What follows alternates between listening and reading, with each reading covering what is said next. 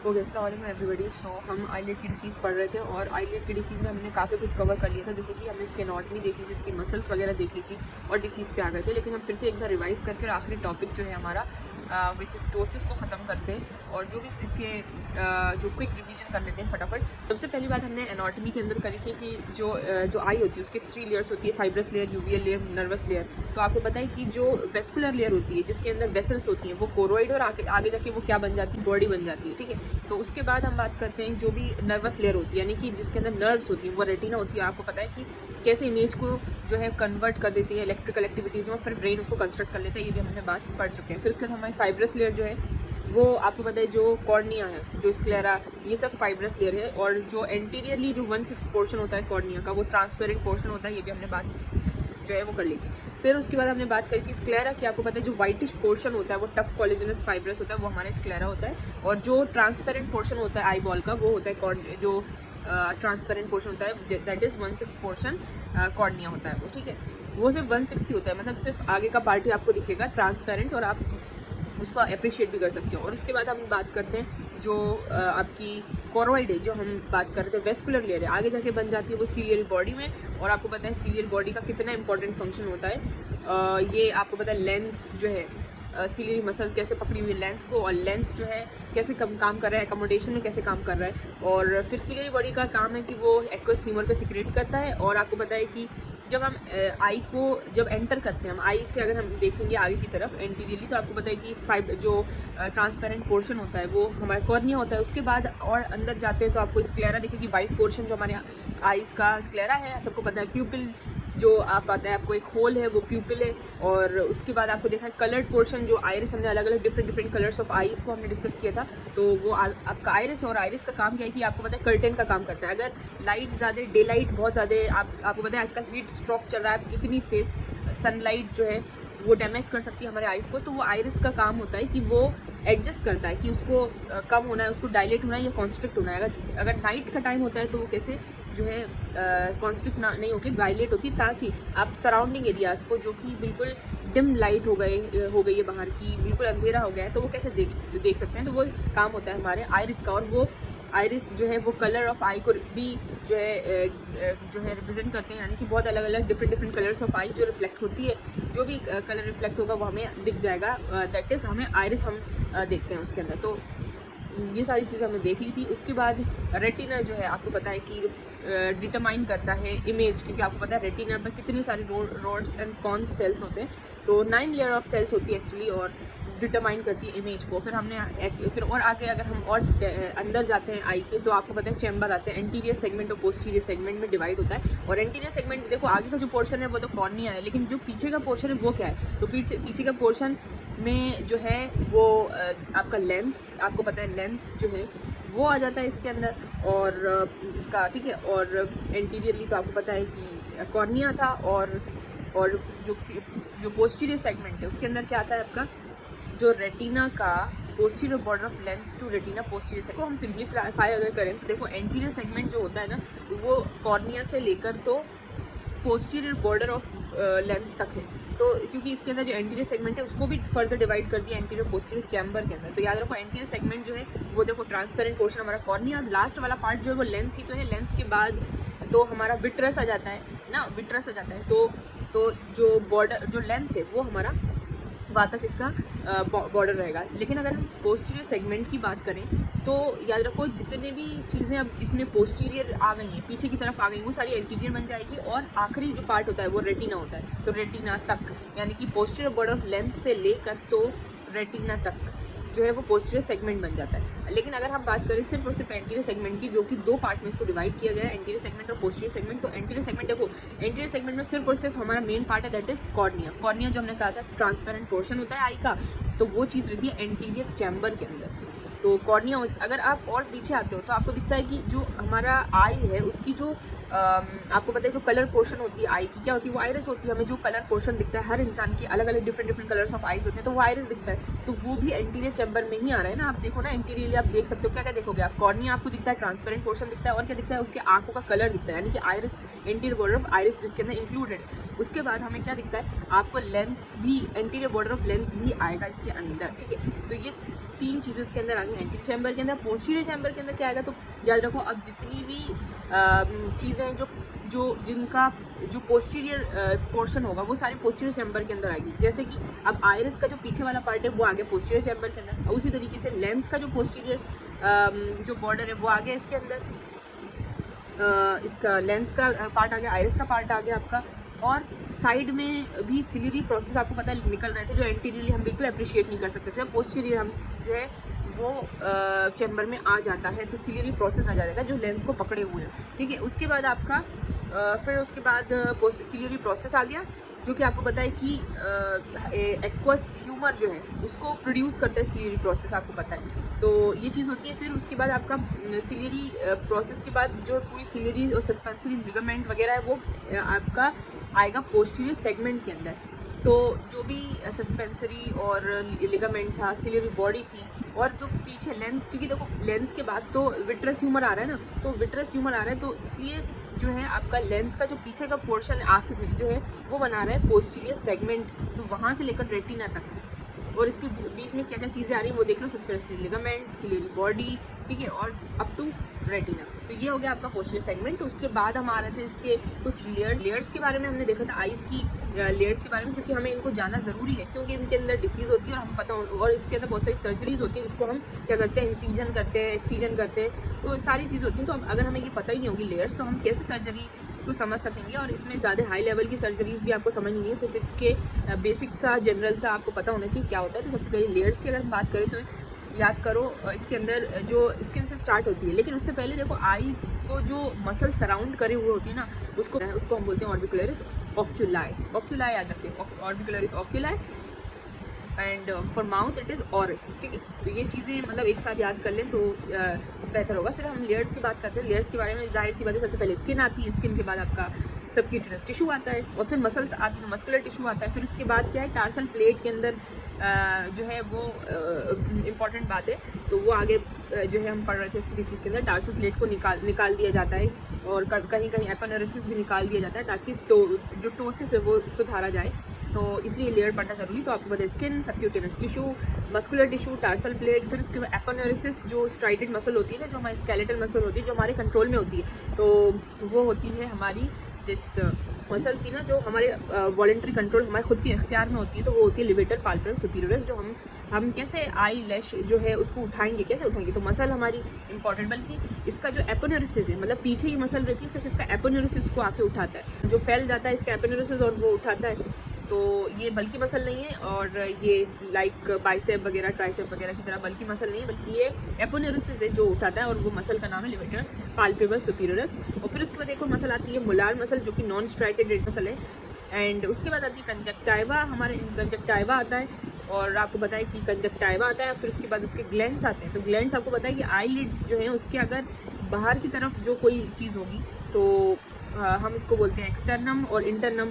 तो आईलिड के अंदर डिसीज़ के हम बारे में पढ़ेंगे, तो याद रखो ग्लैंड्स के अंदर जो मेबोमियन ग्लैंड्स होता है वो हमारे आंखों का एक पार्ट, एक पोर्शन कंट्रीब्यूट करता है, और टीयर फिल्म जो बनाता है, टीयर फिल्म की 3 जो चीज़ होती हैं वो उसमें से एक जो पोर्शन होता है मेबोमियन ग्लैंड, जो कि ऑयल सीक्रेट करता है। इसके अंदर अगर एक्सेसिव सीक्रेशन हो जाता है तो आपको पता है एक डिसीज़ हो जाती है जिसको हम बोलते हैं पोस्टीरियर ब्लेफराइटिस, जिसमें क्या होता है मेबोमियन ग्लैंड कुछ ज़्यादा हाइपर सीक्रेट होने लगता है, जिसकी वजह से हमें बर्निंग सेंसेशन होता है, क्योंकि इसके अंदर से फैट ग्लोब्यूल्स हैं वो निकलने लग जाते हैं। क्योंकि आप इसका ट्रीटमेंट यही एंटीबायोटिक और वैसे ये रिजेंबल करती है फॉर्डोलियम इंटरनम को, लेकिन वो भी हम पढ़ेंगे। लेकिन याद रखें जब एक्सेसिव सीक्रेशन हो जाता है मेबोमियन ग्लैंड का, तो वो डिसीज़ का नाम है ब्लेफराइटिस। ऐसा एग्जाम में पूछा जा सकता है कि अगर एक्सेसिव हाइपर सीक्रेशन हो गया लिपिड मेबोमियन ग्लैंड का, इन्फेक्शन हो गया मेबोमियन ग्लैंड का, और फिर हाइपर सीक्रेशन हो रहा है ऑफ लिपिड का, तो इंसान के जो फीचर्स है वो दे सकते हैं कि उसकी एक्सेसिव बर्निंग हो रहा है, सेंसेशन हो रहा है। तो आप तो कौन सी डिसीज़ है, तो याद रखो ये पोस्टीरियर ब्लेफराइटिस है, वेरी वेरी इंपॉर्टेंट। अच्छा, तो ये तो था मेबोमियन ग्लैंड में अगर इन्फेक्शन हो जाता है तो क्या होगा, तो इन्फेक्शन अगर हो गया मेबोमियन ग्लैंड का, तो क्या होता है कि इंसान को फिर ये जनरली स्टेफाइलोकोकस की वजह से होता है, और ये रेड टेंडर इंसान आप जब देखोगे साइन क्या दिखेगा आपकी, रेड है इंसान की आई, आप देखते हो ना कि स्टाई हो जाता है, बहुत सारी शईरा जिसको बोलते हैं, और पस फॉर्मेशन, एडिमा हो जाता है, रिवर्ट हो जाती है आईलिड, ये सारी चीज़ें मेबोमियन ग्लैंड जब इन्फेक्शन होता है एक्यूट से बहुत शॉर्ट हिस्ट्री के साथ आता है, एक्यूट होता है और खुद ब खुद रिजॉल्व भी हो जाता है, ज़्यादा कुछ करने की जरूरत भी नहीं पड़ती। आपको पता है कि जिसको हम शहीरा और स्टाई बोलते हैं इसको, तो उसको हम एक टेक्निकल जो हमारी टर्म है, मेडिकल टर्म, उसमें हम बोलते हैं हॉर्डोलियम। तो ये चीज़ होती है, और ये मेबोबियम ग्लैंड की बात चल रही है, ठीक है, इसके अंदर इन्फेक्शन हो गया तो ये चीज़ होती है। अच्छा, दूसरी बात ये होती है कि जीज और मोल ग्लैंड है, और ये आपको पता है सिबेशियस जो है सिबेशियस ग्लैंड है जीज, और मोल जो है वो स्वेट ग्लैंड। आपको पता है आँखों के ऊपर थोड़ी सी हाइड्रेटेड रहती है हमारी आँखें, किसी किसी की बिल्कुल ड्राई होती है, तो इसका जो मोल जो ग्लैंड है वो कम सीक्रेट हो रहा है, इसलिए इसके अंदर जो है ड्राइनेस हो रही है, और ये एक्चुअली ये ना स्वेट सीक्रेट करता है मोल ग्लैंड। और जीज की बात करें तो ये सिबेशियस है, ये सीबम सीक्रेट करता है। तो अगर इन दोनों का इन्फेक्शन हो जाए ना, तो इसको हम फिर बोलते हैं हॉर्डोलियम एक्सटर्नम। अब दोनों की पिक्चर देख लेना कि आप किसी को स्टाई हुई होती है तो किसी को इंटरनम होती है, किसी को एक्सटर्नम होती है। तो अगर इंटरनम कैसा दिखता है और एक्सटर्नम हॉर्डोलियम एक्सटर्नम कैसा दिखता है, अब दोनों ही बहुत डिफरेंट पिक्चर है, लेकिन सिम्टम जो इसके साइन सिम्टम है बिल्कुल सेम है, इसका कॉज भी सेम है, इसका ट्रीटमेंट भी सेम है। लेकिन याद रखें कि इन्फेक्शन मेबोबियम में हुआ है या जीज एंड मोल में हुआ है, वो दोनों को देखने के लिए आप बिल्कुल पिक्चर इसका देख लें कि दोनों कैसे डिफ्रेंशिएट हम कर सकते हैं। दूसरी बात हम बात कर रहे हैं कि अगर जीज और मोल ग्लैंड का कुछ मतलब इन्फ्लेमेशन हो गया, पहले इसमें इन्फेक्शन हो रहा था, अगर इन्फ्लेमेशन हो गया है दोनों का, तो फिर वो चीज़ बन जाती है ब्लेफराइटिस। और देखो ब्लेफराइटिस एक में तो आपका हॉर्डोलियम बन रहा था, लेकिन एक में ब्लेफराइटिस बन रहा है, और ब्लेफराइटिस बिल्कुल अलग है। कैसे अलग है? ब्लेफराइटिस में क्या होता है कि दो चीज़ होती है इसके, देख तो ये एक सब एक्यूट जो है इन्फ्लेमेशन है आईलेट का, और ये जीजो मोल ग्लैंड की वजह से होता है, और टाइप इसके दो एंटीरियर पोस्टीरियर। एंटीरियर में भी दो हैं, अल्सरेटिव स्क्वायमस। देखो अगर जीज मोल ग्लैंड का इन्फ्लेमेशन हो जाता है तो इसका कॉज स्टेफ ऑरियस याद रखना जरूरी, क्योंकि हर कॉज स्टेफ ऑरियस नहीं होता। तो याद रखें स्टेफ ऑरियस अगर पेपर में आ जाता है तो हम लिखेंगे कि जीज और मोल ग्लैंड जो है अगर इफेक्ट होती है तो इसका कॉज है स्टेफ ऑरियस। और उसके अगर साइन इस टाइप की पूछे जाए, उसकी पिक्चर इस तरीके से आजकल केस सिनेरियोज में वैसे भी आ रहे हैं क्वेश्चन। तो जैसे कि हम देखते हैं कि इसके सिम्टम क्या होंगे कि इंसान को बहुत ज़्यादा इचिंग हो रही है, इरिटेशन हो रही है, और बिल्कुल डिफरेंट है, मतलब हॉर्डोलियम से बिल्कुल डिफरेंट फीचर्स हैं इसके आपके ब्लेफराइटिस के, वो भी एंटीरियर वाले के, एंटीरियर में अल्सरेटिव में, ठीक है। तो इसका नाम अल्सरेटिव क्यों रखा गया? क्योंकि अगर उसमें क्या हो रहा है, आंखें एकदम से ग्लूइंग ऑफ लैशेस हो रहे हैं, मेटिंग ऑफ आई हो रही है, इचिंग हो रही है, खतरनाक इरिटेशन हो रही है, सामने वाला इतना ज़्यादा परेशान है, एडिमा उसको हो रहा है। तो अगर उसको आप देखेंगे थोड़ा कि अगर ग्लूइंग ऑफ लैशेस हो रही है तो थोड़ा सा येलोइश डिपोजिशन हुआ होगा, तो अगर आप उसको थोड़ा सा जो है उसको टीयर करने की कोशिश करेंगे, कि थोड़ा साफ़ करने की कोशिश करेंगे या उसको पील ऑफ करने की कोशिश करेंगे, तो अल्सर बन जाएगा, ब्लीडिंग अल्सर बन जाएगा। तो वो जो पिक्चर है वो ब्लेफराइटिस की एंटीरियर में अल्सरेटिव की। लेकिन अगर यही चीज़ उसको इन्फेक्शन होता है, उसको इन्फ्लेमेशन होता है आईलिड का, और वो ब्लेफराइट और वो स्टेफ ऑरियस की वजह से होता है, लेकिन उसका टाइप अगर है स्क्वेमस, तो स्क्वेमस में क्या होता है कि किसी किसी को बालों में क्या होता है डैंड्रफ होती है, लेकिन अगर आई लैशेस के अंदर डैंड्रफ हो जाती है तो उसको हम बोलते हैं ब्लेफराइटिस स्क्वेमस। तो क्या होता है कि उसका कॉज तो अननोन है, लेकिन क्या होता है बस वही है कि आपको हाइजीन मेंटेन करना है। जैसे कि आप जो है बहुत सारे लोगों को हेयर्स में भी हो जाती है डैंड्रफ, तो वो लोग क्या करते हैं मेडिकेटेड शैम्पू वगैरह इस्तेमाल करते हैं, हाइजीन मेंटेन करते हैं और खत्म हो जाती है। उसी तरीके से ब्लेफराइटिस जो आई लैशेस के अंदर जो डैंड्रफ हो रही है तो उसको हम बोलते हैं ब्लेफराइटिस स्क्वेमस, और ये इसका कॉज अननोन है, और वही आपको हाइजीन मेंटेन करना रहता है इसमें भी।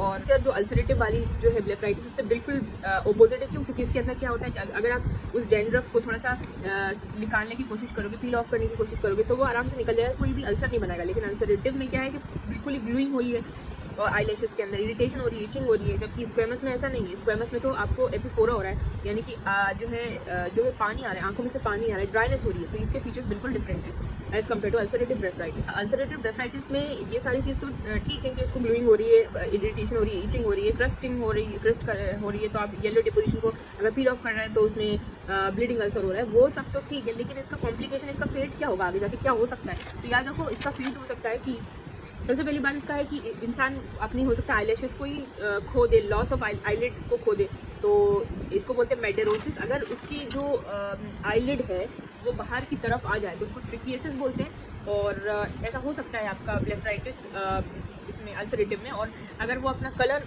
लॉस करते हैं उसको पोलियोसिस कहते हैं। अगर उसके देखो इतनी सारा इसके अंदर जो है आईलैशेस की मैटिंग हो रही है वगैरह, तो देखो इसकी वजह से क्या होता है कि उसकी जो विजन है वो कहीं ना कहीं जो है अफेक्ट हो रही है, तो उसको टोसिस भी हो सकता है क्योंकि वो अपनी आँख खोल ही नहीं पा रहा, तो ऐसा होता है। और कंजक्टिवाइटिस भी हो सकता है, जाहिर सी बात है इन्फेक्शन हो रहा है तो हो सकता है ये सेकेंडरी चीज़ में। और फिर देखो जब आपकी जो आई लैशेज हैं वो आपको बिल्कुल कॉर्निया को बार बार जो है रब करेगी, बार बार इरिटेट करेगी, तो केरेटाइटिस भी हो सकता है, कॉर्निया अल्सर भी हो सकता है। तो इसका यही कि आप हाइजीन मेंटेन करें, एंटीबायोटिक्स दें, टॉपिकल स्टीरॉयड, आर्टिफिशियल टीयर दें, सिम्टोमेटिक ट्रीटमेंट देना है। तो ये इंपॉर्टेंट क्वेश्चन है कि इसके कॉम्प्लिकेशन पूछे जाते हैं आपके अल्सरेटिव ब्लेफराइटिस के अंदर। फिर उसके बाद स्क्वायमस मैंने तो बता ही दिया कि अगर आंखों में भी डेंड्रफ हो जाए तो उसको स्क्वायमस ब्लेफराइटिस बोलते हैं सिंपल लैंग्वेज। और फिर पोस्टीरियर ब्लेफराइटिस क्या होता है? देखो पोस्टीरियर ब्लेफराइटिस में मैंने बताया था कि अगर मेबोबियन ग्लैंड का हाइपर सिक्रेशन हो जाता है ना, तो मेबोबियन ग्लैंड करता क्या है, लिपिड पोर्शन सीक्रेट करता है। अगर ज़्यादा हो गया तो इंसान क्या कंप्लेन लेके आएगा, वो बोलेगा कि मुझे बहुत ज़्यादा जलन हो रही है आँख में। अब देखो ये बिल्कुल एक ट्रिगरिंग पॉइंट है, बहुत सारे डिसीज़ में अलग